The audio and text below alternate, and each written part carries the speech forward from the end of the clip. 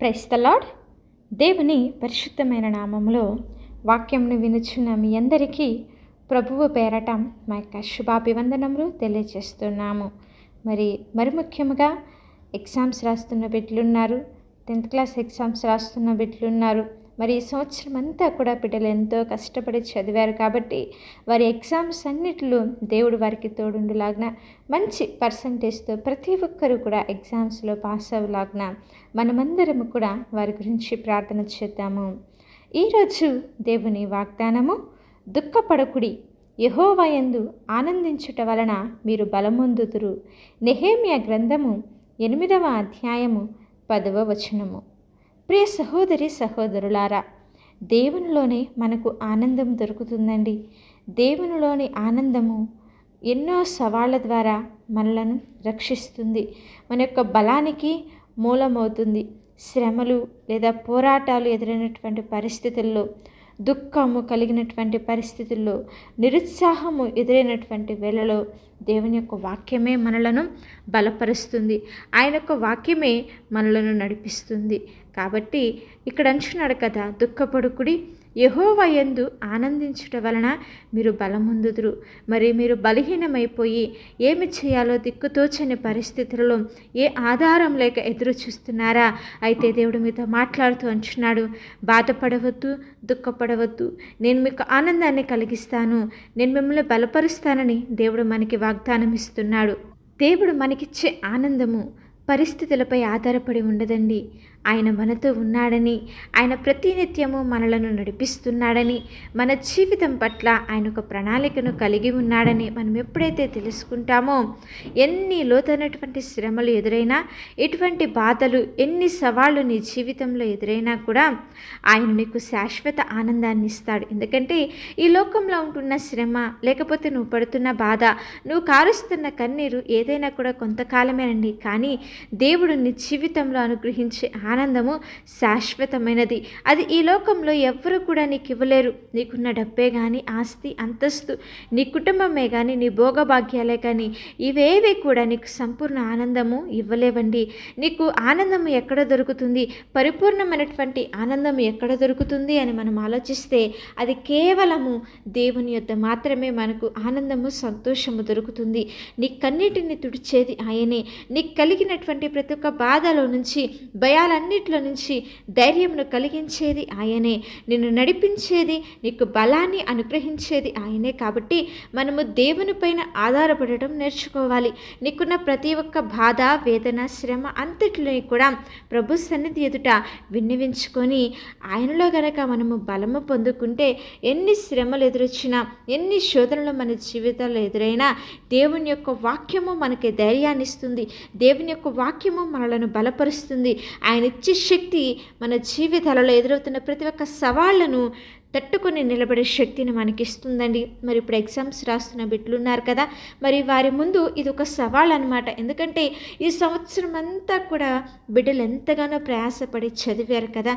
వాళ్ళు చక్కగా ఎగ్జామ్లో ప్రజెంటేషన్ ఇస్తేనే, ఎగ్జామ్లో చక్కగా రాస్తేనే వారు కోరినటువంటి ఫలితాన్ని వారి జీవితాల్లో ఆశించగలరు.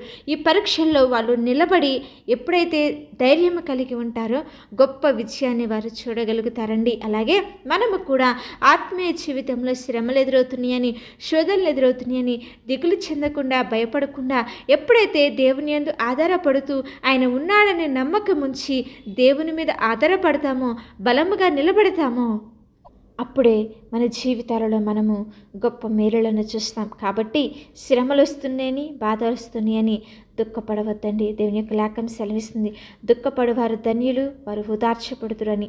నిన్ను ఓదార్చేది ఆయనే. మనుషులు నిన్ను కొంతకాలము ఓదార్చవచ్చు, నీ కన్నిటిని కొన్ని రోజులు తుడవచ్చేమో, కానీ నువ్వు ఏడుస్తున్నటువంటి, నువ్వు కారుస్తున్నటువంటి ప్రతి కన్నిటిని వాళ్ళు తుడవలేరు. నీకు ధైర్యాన్ని ఇవ్వలేరు, నీ యొక్క బాధను తీసివేయలేరు. నీ దుఃఖాన్ని ఆనందంగా మార్చేది ఆయనే, నీ కన్నిటిని ఆనందంగా, సంతోషముగా మార్చేది ఆయనే. కాబట్టి మనము దేవునిపై ఆధారపడటము, ఆయన ఆయన యందు ఆనందించడము మనం నేర్చుకోవాలండి. ఈ లోకంలో నీకు ఎంత బంధుబలగం ఉన్నా అవి ఏవి కూడా నీకు అక్కరకు రావు.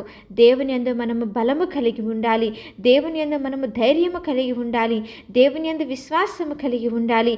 నమ్మకాన్ని కలిగి ఉండాలి. ఎప్పుడైతే మనము అలాగ ఉంటామో మనము నిత్యము కూడా దేవుని సన్నిధిలో ఆనందిస్తామండి.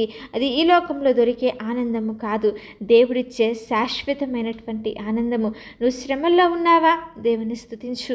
బాధలో ఉన్నావా, దేవుని స్తుతించు. దుఃఖంలో ఉన్నావా, లెగిచి నీ దుఃఖకరమైన పరిస్థితులన్నీ బట్టి దేవుని సన్నిధిలో ప్రార్థన చేయి. ఆ ప్రార్థనే నీ జీవితాలలో గొప్ప వెలుగును అనుగ్రహిస్తుంది.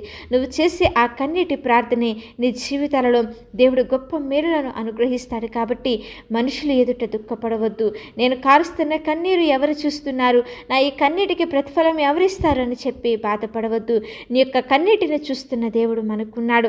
నీ కన్నీటిని తుడిచివేయే రోజు రాబోతుంది. కాబట్టి నువ్వు కారుస్తున్న ప్రతి ఒక్క కన్నీటికి బొట్టుకి కూడా ఆయన నీ జీవితంలో ప్రతిఫలం అనుగ్రహించబోతున్నాడని దేవుని సన్నిధిలో విశ్వాసం ఉంచి దేవుడిచ్చే గొప్ప మేలులను ఆశీర్వాదములను మనం మన యొక్క జీవితాలలో పొందుకుందాము. చిన్న ప్రార్థన చేసుకుందాం. మమ్మల్ని మిక్కిలిగా ప్రేమించిన మా ప్రియ పరలోకపు తండ్రి, శ్రేష్టమైన కృప కలిగిన నామమును బట్టి మీకు స్తోత్రములు చెల్లిస్తున్నాం. అవునయ్యా, నీ యందు ఆనందించుట వల్ల మేము బలము పొందుకుంటాం. మీరిచ్చే బలము ఈ లోకానుసారమైనది కాదు తండ్రి. దుఃఖపడవద్దు అని చెప్పి మీరు మాతో మాట్లాడుతున్నారు. ఎంతకాలము మాకున్న శ్రమలను బట్టి, బాధలను బట్టి, ఎదురవుతున్నటువంటి భయంకరమైనటువంటి పరిస్థితులను బట్టి ఎంతో వేదన పడుచు, దిగులు పడుతూ మరి బిడ్డలు ఎందరో ఉన్నారయ్యా. వారి జీవితాలలో నెమ్మదిని, శాంతిని, సమాధానం అనుగ్రహించండి. వారి యొక్క ప్రతి కన్నీటి బొట్టును మీరు తుడిచివేయమని ప్రార్థిస్తున్నాం. వారి జీవితాలలో ఆనందంను, సంతోషంను మీరు అనుగ్రహించండి. మరి ముఖ్యంగా దేవా, ఎగ్జామ్స్ రాస్తున్న బిడ్డలున్నారయ్యా, వారికి మంచి జ్ఞానంను, తెలివిని మీరు దయచేయండి. ఈ ఎగ్జామ్స్ అన్నింటిలో మీరు తోడుండి నడిపించి బలపరచమని ప్రార్థిస్తున్నాం. వారు చేస్తున్న పనుల్లో మీరు తోడుండండి. ఎదుర్కొంటున్న ప్రతి ఒక్క ఆర్థిక పరమైన ఇబ్బందులన్నింటిలో నుంచి విడుదల మీరు దయచేయండి. ప్రతి ఒక్క అనారోగ్య పరిస్థితుల్లో నుంచి స్వస్థత, విడుదల, సంపూర్ణ ఆరోగ్యమును మీరు అనుగ్రహించమని ప్రార్థిస్తున్నాము. పరిపూర్ణుడా, ఉన్నతుడా, మీకు స్తోత్రములయ్యా. వ్యాపారాలలో వృద్ధిని, అభివృద్ధిని మీరు దయచేయండి. ఉద్యోగాలలో మీరు తోడుండండి. వారు చేస్తున్న పని పాటల్లో మీరు తోడుండండి. వెళ్తున్న మార్గములలో కాపుదల ఉంచి నడిపించి బలపరిచి గొప్ప మేలులతో నింపమని ప్రార్థిస్తున్నాం.